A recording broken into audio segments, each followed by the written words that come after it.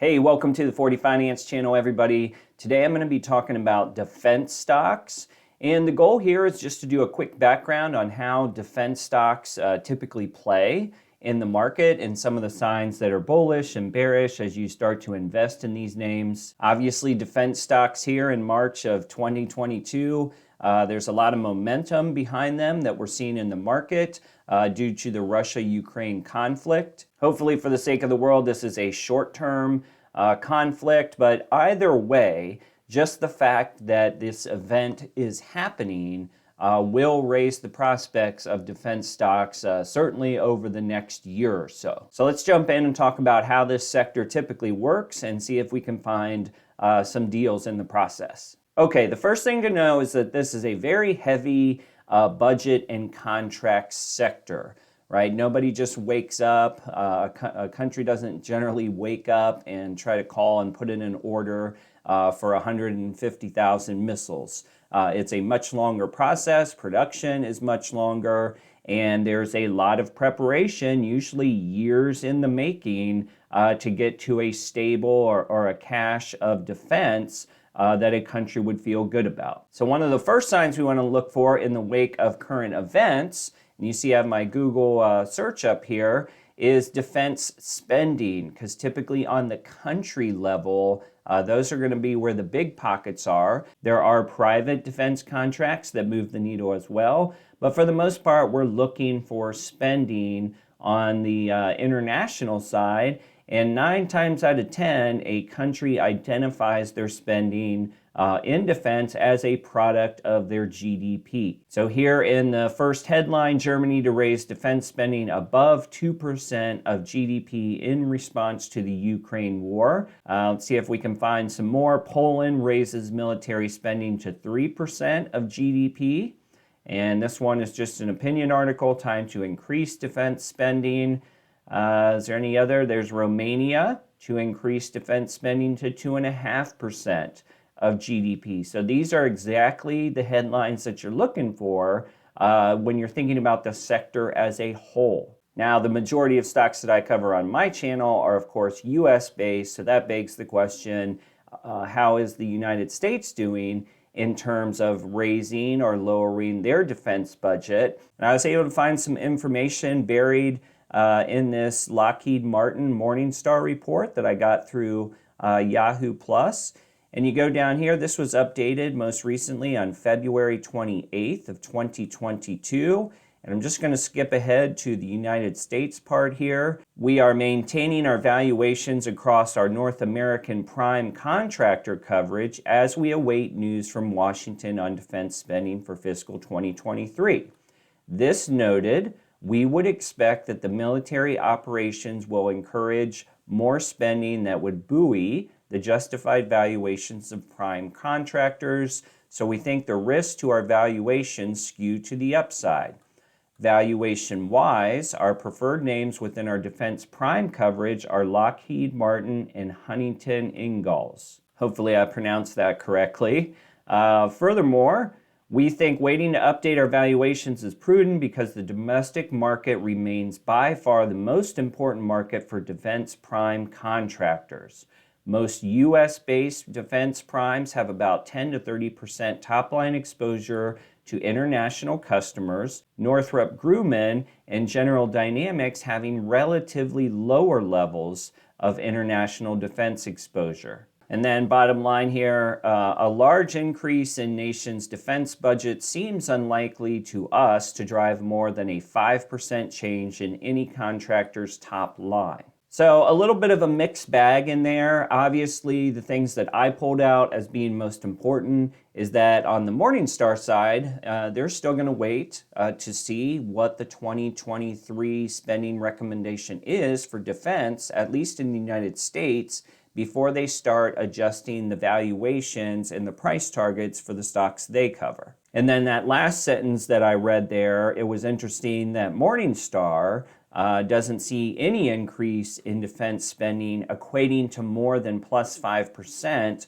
on the revenue line for an individual company. And with that in mind, if you caught this when I was up here in the headline area, they've got a current price for LMT at $452 and a fair value of 419 as of today, keeping in mind all the things that were written in that paragraph, which basically says Morningstar is waiting to redo their valuations until they learn more about the situation and how the United States plans to spend in 2023. All right, the next thing to take a quick glance at here is this top 100 list of defense contractors. This is an international list, and keep in mind that this is the 2021 list. So this is based on results in 2021. Now for this video, I'm just going to pick off the top ones here. Lockheed Martin is number one, $62.5 billion in defense revenue from 2020, and that is 96% of their total revenue that year. Next is Raytheon, roughly $42 billion, 65% of their revenue comes from defense. Number three, in my opinion, is intriguing, and that is Boeing, $32.4 billion in defense revenue. That's 56%. Number four is Northrop, $31.4 billion and 85%. And then number five on the list here, General Dynamics, $29.8 billion, 79% of their revenue comes from defense. So that's the top five. There are a couple internationals on here. I don't know if they're publicly traded, but the Aviation Industry Corporation of China, $25.4 billion, 38% from defense. And then BAE Systems, this is a UK company, $23.5 billion, 95% of their revenue comes from defense. All right, now switching over to Seeking Alpha, we'll look at the sector as a whole. This is their top aerospace and defense stocks. By the way, if you're interested in learning more about Seeking Alpha, my affiliate link is in the description, and it includes a nice discount for a 1-year subscription to their premium service. It's definitely a deal worth checking out if you've ever been interested in Seeking Alpha. What we have on the screen here is 54 results. By default, they are sorted by this quant rating that Seeking Alpha uses. I switched to market cap sort, try to pick off some of the bigger companies, thought process being that the bigger companies in the defense sector, not only do most of them offer dividends, but of course you have a little bit of a floor to them, right? So depending on when you get in, you don't have to worry about them falling so far because these are all established companies, most of which have long-standing contracts with the United States Defense Department. And you can see we have a lot of the same players from that top 100 list I showed just a minute ago. Raytheon is on the top, quant rating of 332. Seeking Alpha authors, which is just people like you and me, as well as financial advisors who write for the site, 3.66. And then Wall Street is much more bullish at 4.3. Keep in mind that this is a Seeking Alpha score, so obviously like 1 is the worst, 5 is the best, you get the idea. Next up you have Lockheed Martin, Boeing Company, Northrop, General Dynamics, and L3 Harris. So those are our leaders in terms of market cap. Let's take a look at valuation metrics, try to get a feel if we can find some deals in here. So if you want to go with the standard PE, and I always like to use forward PE because it gives us an inclination of which way the earnings are projected to go. So if I sort by forward PE, and I'm going to sort again so that gives us the lowest options first. And we want to kind of eyeball over here because we want to look for the trailing 12 months PE coming down in the forward version, right? We want to see more earnings to bring the PE down. So right off the bat, you have VEC, which is Vectrus Incorporated. I'll be honest, I don't really know this company, but it does have an intriguing PEG ratio. And you got price to sales under 1, EV sales under 1, and price to cash flow at 674. So I'm going to highlight this company. I'll bring it up on the bigger screen. Vectrus could be one to look at. Just for my own curiosity, I'm going to scroll down here and see company profile. Let's see what these guys do. provides facility and base operations, supply chain, information technology, mission support, facility and base operations services. So I'm guessing that plays into military bases. You also have airfield management, civil engineering. And I guess bottom line here, if you're looking for perhaps an under the radar play, this Vectrus could be an idea. Let's go back to our list. And again, we're looking for PEs that are not going up, right? So I'll say disqualified on this one. HIII, which is the Huntington Ingalls Industry. Again, apologies if I'm not saying that correctly. And this one has definitely seen a bump. Scroll down and see what they do. Designing, building, overhauling, and repairing military ships in the United States. So at least from a PE standpoint, that one stands out as a potential winner. Price to sales under 1, EV sales near 1, price to cash flow a little bit higher at 11. Looking for some more familiar names, LMT, Lockheed Martin. We talked about them going from a 20 trailing PE to 1671, so that's a positive. Their price to sales under 2, EV sales under 2, price to cash flow of 13. Now let me try to pick out one more notable one on this screen. L3 Harris, those were one of our big players. They're going from a 28 trailing to an 18 forward, 2.89 on price to sales, and price to cash flow of 18.3. Now if I sort by market cap, just for fun, kind of eyeballed these, and we said forward PE, who is coming in the lowest out of the big dogs? That would be Northrop in here. And then if you want to scale over to price to sales, maybe it's BAE, which of course is the UK company. So depending on your interest there. And then from a price to cash flow standpoint, you have BAE as well. As far as the big dogs go, it looks like General Dynamics perhaps. LMT was the next lowest price to cash flow out of the big ones. All right, let's take a quick look at projected revenue growth. So revenue percentage growth forward. Who's at the top here? Virgin Galactic, of all things. I'm not a big fan of that stock, but to each his own. You have Sigma Labs, Quest Microsystems. Let's see if we can find any of the big dogs here. Axon Enterprises, Boeing is one of the bigger ones out of the large names. Let's see how LMT and some of those guys are doing. It takes so much to move those big companies. So here's Raytheon plus 5%, at least projections for today. LMT right here, they're about 1% projected for this year. There's General Dynamics, about 3%. Okay, next let's switch to profitability. And in this sector, there's a lot of profits to be had, so I'm not sure how far off the profitability trail you really want to go because there's such great options out there. If we just go net income trailing 12 months, who's bringing in the most dollars?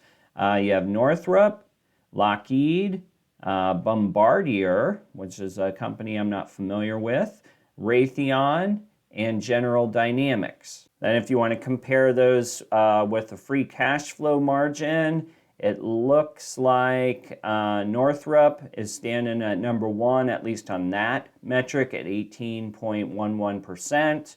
You got LMT at 7-ish%, Raytheon over 10%, and General Dynamics coming in about 7% as well. All right, next let's look at 1 month stock price performance. Concept here being, who's buying in, right? Who's getting the most buy orders right now, pushing up the stock price? That could give you an idea of perhaps of where to look for companies that might be benefiting the most, at least from a market sentiment standpoint. You have Maxar Technologies up 41%. You have RADA Electronics, that one's up almost 40%. Triumph Group, AeroVironment, Mercury Systems, Elbit Systems, BWX Technologies. Then we get down into Northrop, L3 Harris, BAE Systems again, Document, and lastly AirSail. So of course you're going to have to do more research to figure out how closely tied they are to this and what is it that's actually pushing the stock price up. But they look to be sort of the hottest names, so to speak, over the last month in aerospace and defense. Okay, if you're looking into a couple ETFs perhaps to jump in on this trend, you have ITTA, which is the iShares Aerospace and Defense. And I put up year to date, it's really not up. It hasn't boosted that much, plus 6.88%. So perhaps there's still time to get in this one. So it looks like even back in January, this one was at $108. It spiked somewhere in the neighborhood of 111 or so. So ITA, if you're kind of confused on, which one should I pick, what should I do, this ETF could be a possibility. I did want to look at the 5-year chart for this one. So prior to COVID, $75 back in 2017, and it ended up at $119. Then you had the COVID crash, and so you could actually argue there at $119, it's trading for less today than pre-COVID levels. Another thing I see here out of the corner of my eye, you do get a dividend with this one, or at least you did, 0.58% on today's price. All right, and finally, just on the holdings, if you're curious, you got Raytheon, 22% of the fund, Boeing at 17%, and that could be why this one's dragging a little bit. I do kind of like Boeing as a bounce back play. I will say it's maybe 3 to 5 years, but it's just been beaten up so badly, and the airline industry has just been through so much. But beyond that, war or no war, Boeing should perform okay. Then you got Lockheed, General Dynamics, Northrop, Transdigm Group, L3 Harris, Howmet Aerospace, Textron, Axon, and those make up the greater portion of this particular ETF. All right, I'm going to close things out with maybe an intriguing play on defense, and that is Palantir. This is a stock that I own. It's been absolutely slaughtered year to date. I think it's trading around $11 or so. Just barely profitable, but it is profitable. And Palantir, while it's not up there in the big dogs of defense contractors, they certainly have things that they offer on the defense side, and they're already partnered up with the Department of Defense across several different contracts. So if you're looking for a unique idea and maybe something that applies not only to defense, but data as well, cybersecurity, you could make an argument for Palantir in there. So just throwing that one out. Again, it is a stock I own. I'm not pumping and dumping here, but I probably will add some more shares at $11 because you just never know if they get one good contract as a result of what's going on internationally. For a company that's running about $400 million, I think, last quarter in revenue, it can make a big difference and really move the needle on an $11 stock. All right, guys, so that's an overview of defense stocks and a little bit how they work. And then we went into some of the numbers, right? The PEs, the price to sales, revenue growth, all those things. There's a few names in there. Maybe you'll decide to check out on your own.